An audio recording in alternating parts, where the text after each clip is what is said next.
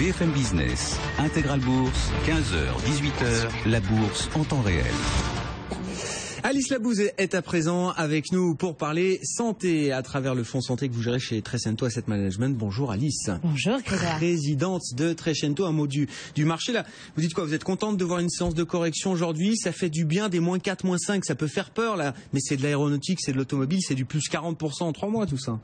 Moi, j'en profite pour racheter. Assez clairement, je pense qu'on est parti sur un marché relativement haussier. En tout cas, cette année, je crois qu'on n'a pas vu vraiment toute la capacité de hausse de nos marchés européens. On a vraiment la coexistence, et vous en avez parlé, de cette baisse de cette matière première qui est le pétrole, du prix, ce fameux quantitative easing européen, des flux américains qui viennent aussi investir en Europe, et surtout des institutionnels que je fréquente quand même régulièrement, puisque ce sont mes investisseurs pour la plupart, et qui aujourd'hui sont à la recherche des grands noms de la cote et qui vont investir. Et c'est ce qui tire à la hausse les cours.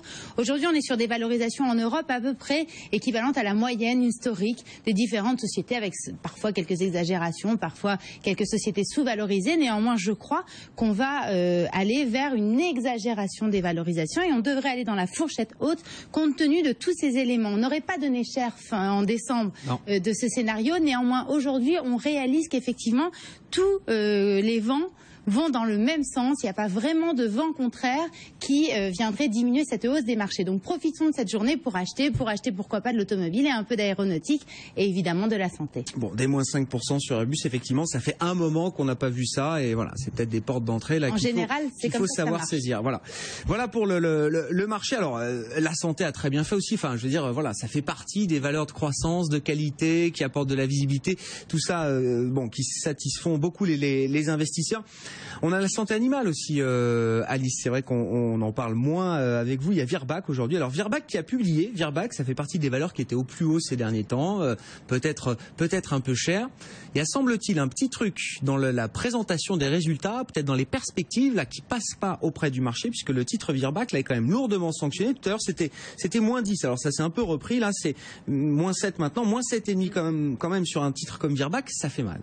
Ça fait mal, et surtout que c'est même descendu à moins 13 ce matin. Donc c'était éventuellement une opportunité pour ceux qui voulaient à moins 13, si vous avez acheté à moins 13, vous êtes gagnant. Vous êtes gagnant pour l'instant.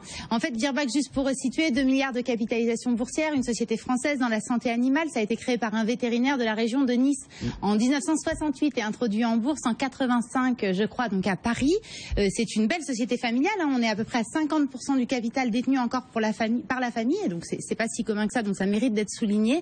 Et donc effectivement, leur métier, c'est de la santé animale, des services et des produits pharmaceutiques dédiés à la santé animale pour les vétérinaires, pour les éleveurs d'animaux et pour les propriétaires de chiens, de chats, type animaux domestiques. C'est évidemment à la fois, si vous voulez, 55% de leur chiffre d'affaires, c'est de l'animal domestique, 45% c'est à peu près de l'animal d'élevage. C'est intéressant à savoir. On en parle aujourd'hui parce qu'ils ont publié leurs résultats 2014 et effectivement ça déçoit un petit peu. Alors pourtant les résultats sont relativement en ligne avec les attentes, mais c'est vrai que c'est un titre qui a pris 40% depuis le début de l'année, c'est-à-dire que moins les 8% d'aujourd'hui.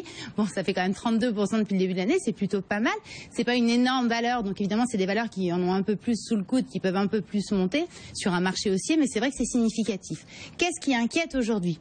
Il y a une première chose, effectivement, ce sont les perspectives. C'est-à-dire que Virbac annonce que cette année, ils vont faire entre 6 et 6,5% de croissance de leur chiffre d'affaires. C'est d'ailleurs ce qu'ils ont fait sur 2014. Donc, ils seraient à peu près stables dans leur croissance du chiffre d'affaires. 6, 6,5, c'est pas si mal que ça de mon point de vue. Mais Virbac a aussi habitué les investisseurs à ce qu'on appelle des double digits, c'est-à-dire des hausses de chiffre d'affaires à 2 chiffres. C'est arrivé régulièrement et peut-être que les investisseurs ont cru que ça allait perdurer. Je rappelle que Virbac bénéficie quand même nettement de l'effet de change, de la baisse de l'euro et de la hausse du dollar. Donc ça, c'est plutôt positif. En fait, il y a 2 points assez forts qu'il faut quand même prendre en compte. Alors ils avaient une usine, ils ont toujours une usine à Saint-Louis, en Louisiane, qu'ils ont été obligés d'arrêter, où ils fabriquent des médicaments pour les animaux. Ils ont été obligés de l'arrêter parce qu'en fait, la FDA, donc les autorités de santé américaines, la FDA est venue et a trouvé que les processus processus était un peu mal respecté, en tout cas par les gens qui travaillaient dans cette usine. Du coup, Virbac a pris une décision qui est assez rare, qui est de complètement fermer l'usine, de remettre en ordre les process et de remettre à plat. D'accord. Par conséquent, ils ont arrêté de livrer leurs produits puisqu'ils n'ont Mais il y aura un rattrapage, on imagine. Enfin, ces produits qui ne sont pas vendus aujourd'hui, ils seront vendus demain, en plus de ceux qui auraient été vendus de toute façon. Je le pense aussi, d'autant que la FDA est revenue là très récemment et a dit que les efforts qui avaient été faits pour remettre à jour et aux normes cette usine leur semblent tout à fait acceptables. Donc a priori, l'impact ne sera que sur le premier trimestre. Ouais. Et ça, c'est éventuellement le premier élément qui peut avoir fait peur aux investisseurs. Le second, c'est qu'en fait, Virbac passe, alors on va devenir un tout petit peu technique, mais je vais essayer d'être simple, en fait aux normes IFRS. Alors les normes IFRS... Des normes comptables. Hein. Ce sont des normes comptables sur un modèle très international. Pour pouvoir comparer toutes les sociétés dans le monde, c'est plus pratique si elles ont le même principe de comptabilité. Les normes IFRS, c'est vraiment cela. Et du coup, il est question que Virbac soit amené à passer un certain nombre de charges, de provisions supplémentaires pour respecter ces règles qui pourraient éventuellement diminuer le résultat net de la société. Donc dans les modèles économiques et les modèles prospectifs qui sont faits par les analystes financiers, évidemment, ça diminue la valeur potentielle du titre. Donc je pense que c'est pour ça que le titre est cédé aujourd'hui et aussi évidemment parce qu'il a pas mal monté. Bon, oui, c'est une opportunité. Du coup, vous en avez allégé, vous l'avez vendu? Alors j'en ai eu, j'en ai plus, pour ne rien vous cacher, et je crois pas que je vais en entrer là. D'accord. Bon, c'est vrai que sur mon fonds santé, je me concentre plutôt sur des sociétés de taille un peu plus importante, aussi parce que je crois que le marché court après ça, et que du coup, si l'objectif c'est de faire de la performance, qui est un petit peu mon objectif, pourquoi pas aller... Je crois. Donc par conséquent, je vais plutôt sur des large caps européennes et encore quelques américaines qui sont pas si mal que ça. Mais on pourra en reparler avec vous. Alice Labou, présidente de Trecento Asset Management sur BFM Business.